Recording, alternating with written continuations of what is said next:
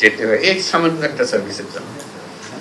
এটা হয়তো ঢাকায় সচিবালয়ে বসে হয়তো সবাই অনুভব করেন, তোমার তো নিশ্চয়ই এদের সঙ্গে দেখা সাক্ষাৎ হয়, কিন্তু বাস্তবে যে পরিমাণ হয়রানি, এবং শুধু হয়রানি না, উৎপাত, দালালের উৎপাত, তারপরে উপদালালের উৎপাত, বাড়িঘরের উৎপাত, গিয়ে গিয়ে উৎপাত, পুলিশের উৎপাত, নানা ভঙ্গি একটাকে কেন্দ্র করে কত রকমের যে উৎপাত মানুষের জীবনে আসে, এবং তার এমন টাকা এটা ছাড়া তার উপায় নেই, বাঁচার উপায় নেই। যত উৎপাতই হোক তাকে এটা গ্রহণ করে কাজটা করিয়ে দিতে হবে, এবং যেটা কয়েক মিনিটের কাজ সে বহুদিন ধরে এটা ঘুরিয়ে পেঁচিয়ে এটাকে করে। আজকে যেটা আমাদের মনের মধ্যে ছিল যে এটাকে, যেহেতু অনলাইন সার্ভিসের কথা আমরা সবার সঙ্গে বলেছি, কথা বলছি, সবাই উৎসাহ দিচ্ছে, আমি মনে করছি কেন্দ্রীয়ভাবে একটা আনুষ্ঠানিকভাবে প্রাতিষ্ঠানিকভাবে এটা করা যাবে না কেন। তো সেই চ্যালেঞ্জের ভিত্তিতে ফয়েজের সঙ্গে আলাপ করলাম, ফয়েজ খুব উৎসাহ দিল যে এটা পারা যায়। আমরা অন্তত খুব বিনীতভাবে দুই এক জায়গায় করি, দেখা যাক, না হলে মানুষ বললো যে এটা করলো কিছু করলো। তো তারই প্রারম্ভ হবে আজকে, সেটাই জানা। এবং সবার যে উৎসাহ আছে জনে জনে যখন আলাপ করেছি সেটা আমি দেখেছি, আমাদের উৎসাহের কোনো কমতি নেই, কিন্তু কাজটা এগোতে পারছে না। অনেকে শুরু করে দিয়েছে, কিন্তু কাঠামোর অভাবে এটা হয়তো ছড়াচ্ছে না। আমরা চাচ্ছি যে এটা একটা কাঠামোগত লোক দিই তার, যাতে করে এর মাধ্যমে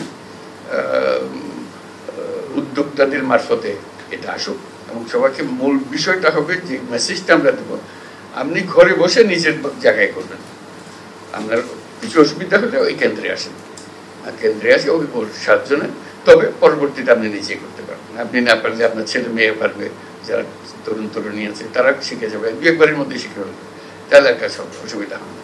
সেটাই ছিল আমাদের সুযোগ। আমি এখন ফয়েজকে বলবো তার আজকে মিটিংয়ের কিভাবে আয়োজন হয়েছে সেটা আমরা শুনবো ফয়েজের কাছে। যখন যাই লোকাল যারা বাংলাদেশি আছে ওখানে, তাদের সঙ্গে বৈঠক করি, কথাবার্তা বলি, তাদের সমস্যার কথা শুনি, এবং তার মধ্যে একটা কমন বিষয় হলো যে পাসপোর্ট রিনিউয়াল হল। তাহলে এবারে গেলেও ধরবে আমার একটা জব দিতে হবে, তাহলে জব দেবো যে এখন আপনি করে বসে করেন। আপনারা সব শিক্ষিত মানুষ, লেখাপড়া জানে, আইটি এক্সপার্ট, বেশিরভাগ হলো আইটি এক্সপার্ট, আপনারা করে বসে করেন, এবং আপনারা অন্যদেরকে উৎসাহিত করেন যেন সার্ভিসটা দেয়, প্রফেশনালি সার্ভিসটা দেয়, এটা উৎসাহ করে। এটার জন্য হাই কমিশনে আসা, এম্বাসিতে আসা কোনো দরকার নেই। আজকে এইটা বলার জন্য তখন বললাম যে আমি তো যাবো, এই কথা বলবো, পারবে কিনা বলবো পারবো।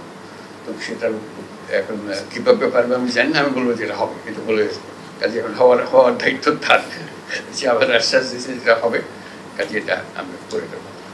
এটাই হলো বিষয়টা। আর যে বলবে, যারা বলবে কোনো অ্যাড্রেস করার দরকার নাই, অমুক অমুক অমুক, এগুলো একবার হয়ে গেছে, এটা শেষ, তারপরে যা করার করবে, খুব ইনফর্মালি আলাপ মাঝে মাঝে বলবো কথা। এটা প্রসঙ্গে যে জাপান যাওয়ার প্রসঙ্গ, তো সেখানে আলোচনা প্রসঙ্গে জানলাম যে জাপান সরকার যারা জাপানি ভাষা বলতে পারে তাদের লেভেল আছে, লেভেল 1, লেভেল 2, বিশেষ লেভেল 4 পর্যন্ত যে পারবে তাকে ওটা পাস করলে নিয়ে যাবে, এটা বিষয় না। কাজে আমি বললাম যে তাহলে আমরা বসে আছি, কারণ তাকে একদম জাপানি ভাষা শিক্ষক আর চলে যাক সেখানে, তারা বলতেছি নিয়ে যাবে। তো সেটা আমি আলাপ করে আসবো কিভাবে করবো। আমি যে প্রথমে আমরা 1 লক্ষ ছেলে মেয়ে টার্গেট করব, এবং ওদেরকে বলবো শিক্ষক দাও, অথবা এখানে যারা শিক্ষকতা করতে পারে, যে দিতে পারে, যেভাবে হোক আমরা শিক্ষক জোগাড় করবো। ক্রমে ক্রমে এরকম যেটা শুরু করলাম ওইটা ওইভাবে শুরু হবে, আস্তে আস্তে একটা শুরু হবে। এবং একবার শুরু হলে বলছি না, থামবে না, যত দিতে পারেন আমরা দিতে থাকবো। আপনাদের সংখ্যা, আমি 1 লক্ষ দিয়ে শুরু করতে চাচ্ছি, 1 লক্ষ টার্গেট করে, 1 লক্ষ তো রাতারাতি হবে না, আমরা শুরু করবো হয়তো 200-500 দিয়ে শুরু করবো, আস্তে আস্তে আরো 1000 হবে, লাখ হবে, ইত্যাদি ইত্যাদি যাবো।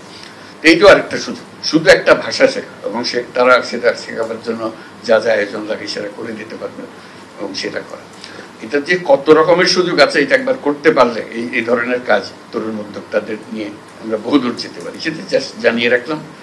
সাফল্য কি হবে যাওয়ার পরে কথা হবে তাদের সঙ্গে, তখন ফিরে আসে জানাতে পারবেন। আমরা আবেদন জানাচ্ছি, আপনি ঘরে বসেই আপনার ট্যাক্স দেন, আপনি ঘরে বসেই করেন। আমি যদি ঘরে বসেই করি, আমার তো দিয়ে দিছো লাইসেন্স, আমি সব করতে পারতেছি, কাজে আমি একজনকে করে দিতে দোষটা কি? আবার এত কন্ট্রোল কিসের জন্য? কি আমি করতেছি, আমার দিয়ে দিছো, আমি করতেছি, আমার ছোট মেয়ে সে গিয়া পাড়ার সব একটা করে দিয়ে আসে, ও জানে ওর একটু ধরো করে দিতে পারে। সেটা যদি হয় তাহলে ভয়টা অত ভয় আর নাই, যে আমি তো নাগরিকের কাছে দিয়ে দিয়েছি, বলছি আপনি ঘরে বসে এটা করেন, এই তোমার যত ভূমি মন্ত্রণালয়ের যত কিছু আছে সব পেছনে হলো যে আপনি ঘরে বসে করবেন, আমি অনলাইন করে দিয়েছি, আপনি সব এখানে পাবেন। আমরা শুধু এটাকে সিস্টেমেটিক করছি, অনেকে ভয় করতেছে না, বা এখনো সে ভয় থেকে সে বেরিয়ে আসতে পারতেছে না, বের করে আনার জন্য এটা কয়েকদিন পরে দেখবে যে এটাও রিলেভেন্ট হয়ে গেছে। সে বলছে ওখানে গিয়ে লাভ কি, বসে থাকতে হয়, আসো ঘরে বসে করে পাবেন। মানুষের এনআইডি নিয়ে জিল্লতি, এটা মানে বিশ্বাসযোগ্য না, এত রকমের জিল্লতি হয়। এখন আমরা বলছি যে সব হাসপাতালগুলোকে এম্পাওয়ার করে দাও এবং বাধ্যতামূলক করো, সন্তান জন্ম হলে তোমাকে এনআইডি সবকিছু রেডি করে দিতে হবে, জন্ম সনদ তাকে ওখানে দিয়ে দিতে হবে, সার্টিফিকেট দিতে হবে, অমুক তারিখে এই হাসপাতালে এটা হয়েছে। দায়ী যারা আছে তাদেরকে বলতে হবে যে তোমাকে এই কাজটা করে দিতে হবে, এটা তোমার বাধ্যতামূলক। তা না হলে ওই 60 বছর বয়সে বলে জিজ্ঞেস করে আমরা জন্ম তারিখ, বলে আমার তো জন্ম তারিখ কিছু জানি না, তো দাও একটা বসে যেত, কত বয়স, কত 60 70 কিছু একটা হবে। মানুষ নিজের নাম জানে না, এদের নিয়ে আমাদের কাজ করতে, নিজের নাম জানে না। আমাদের অভিজ্ঞতা, আমাদের কাজের মধ্যে অভিজ্ঞতা হলো যে আপনার নাম বলেন,